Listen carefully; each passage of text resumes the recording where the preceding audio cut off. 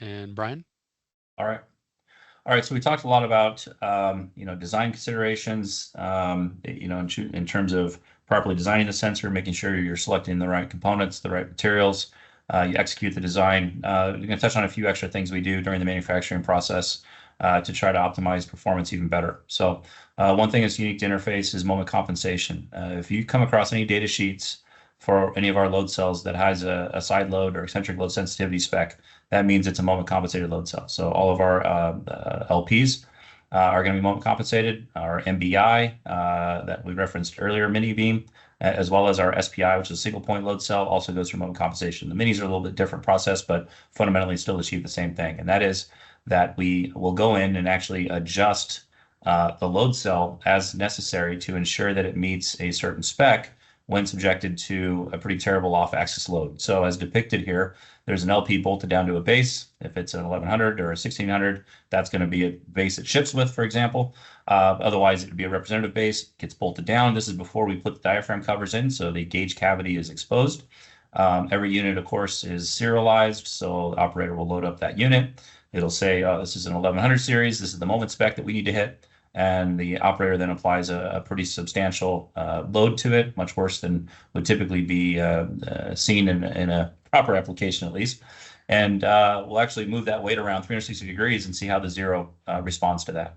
And then through mechanical adjustments of the beam, we'll ensure it pulls it within spec for that unit. So the goal here is that you can imagine almost an inverted cone coming out of that load cell, that as long as your load is applied within that, you're going to get very accurate axial measurements. So this is a very labor-intensive step that Interface does for every load profile, but this is how we can guarantee it meets our side load sensitivity and eccentric load sensitivity specs, which means you can throw it into an application and it's just going to work. And that's why people that have used it keep coming back for more of these. So next slide. This is a good pre and post snapshot of a typical load cell. Next slide, please. There we go. So here's a 1220 50K. The blue plot is the pre-moment. So every unit gets checked before. It's a good way we can check and make sure that the gauges were applied, where they should be, and should have good linearity and hysteresis further down the manufacturing process if it hadn't already gone through pre-cal. And so the blue line is the initial, if you will. The yellow is after moment compensation adjustment. So key things here to note are, one, the reduction in overall error, which is a small amount, but it's a pretty big reduction from pre and post. But also the number of times that the zero balance passes through zero.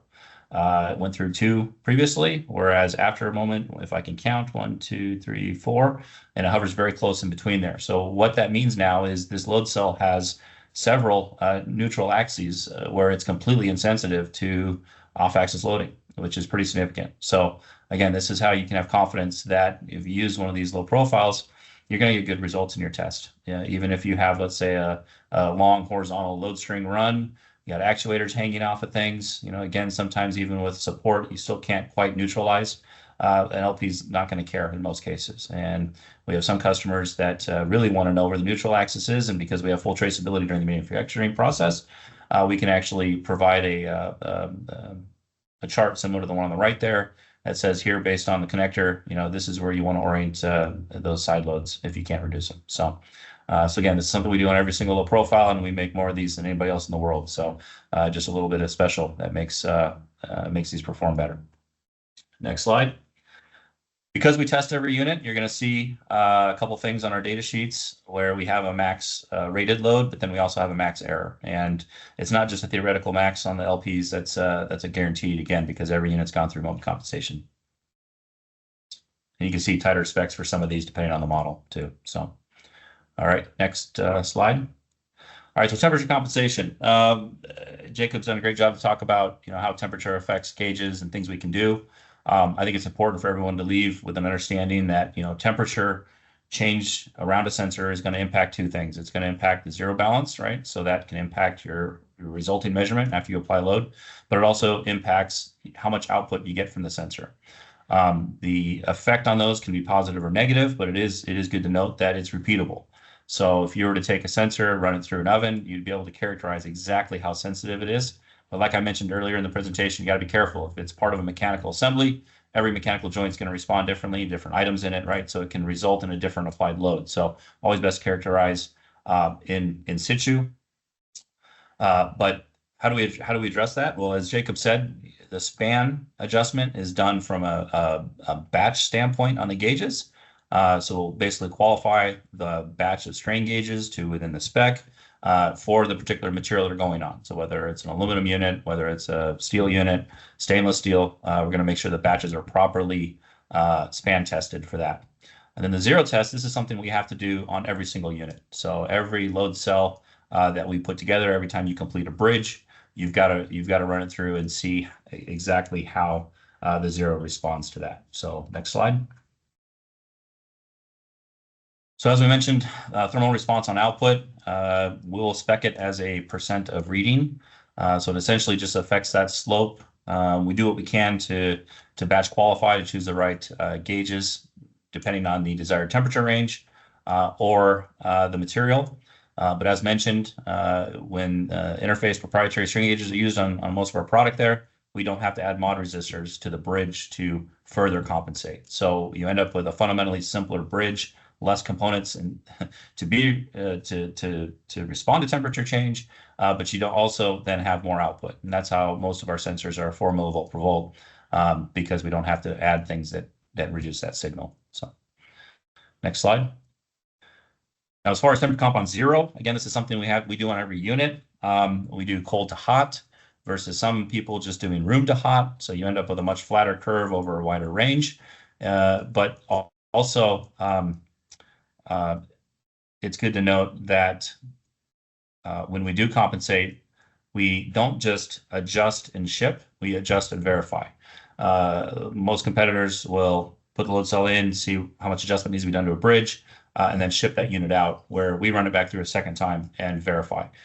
So again, a little more extra labor, a little more extra cost, but we want to make sure we're delivering the best product we can. And of course, we have full traceability on every unit that goes through the floor.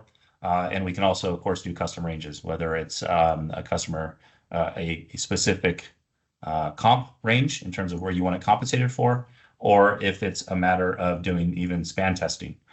We can potentially do that too and provide actual thermal response to the span. We have some force limits depending on what our ovens can accommodate, of course. But so what does this mean? Well, here's a couple examples, just how tight we can control temperature. Again, our proprietary gauges allow us to really tighten up these specs compared to what you'll find on most force sensors. Our 1100 series, which is our precision model, we're down to 0.0004% reading, or rated output, excuse me, per degree F. So even a 100-degree swing on 1100 series is going to be 4 pounds on a 10,000-pound load cell. So even our 1200 series load cell with 0.0008, again, if it's a 10K load cell, you're talking about an 8-pound error across a 100-degree temperature change. So you really don't need to worry about temperature error when it comes to an interface low profile. Why does that matter? Well, oftentimes if it's used somewhere outdoors, especially if you've got the sun working across a test stand, that can make a big difference from early morning to evening or to the middle of the day, excuse me. But again, with an interface load cell, we were able to just control not only the gauge, but the bridge behavior at such a level that it almost pulls that error out completely. Yeah, I'm glad you mentioned the bridge level, Brian, because the connections that you have in your bridge definitely matter. So if you think about if you had 3 times the wire connecting one leg of the bridge and temperature changed, you could definitely see how the change in resistance of those connecting wires would be 3 times the amount in that leg. So that's very important when considering the assembly of a load cell. You really want to position your gauges and take into account the wire length that you're using to connect your gauges and your bridge. And I think I saw a question here about if I'm operating at constant temperature that is outside the specified compensation range, will the output be as accurate as long as I first zero the output? And that's accurate, yes. So if you go to a temperature and you're able to zero it out, or you know that that's the new zero, from there you'll have accurate readings. The issue is if there's temperature changes and you can't compensate, right? So maybe you're loading as your temperature's changing. That's when temp comp really comes into effect.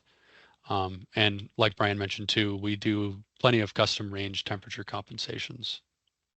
I would add to that that you're referring primarily to the zero balance, right? So Yes. you do need to take into account the change to span. So if you are able to apply a known load at that elevated temperature, at least you would know how the span has been adjusted. Now we can give you a calculated value as well if necessary, but if you have the ability to do in situ cal check, it would be very repeatable and consistent. And excellent question that, if you can get your test setup to the elevated temperature range and zero it, now you've removed any temperature effect to zero, right? Because you've already teared that value out essentially, or that shift out. So good question.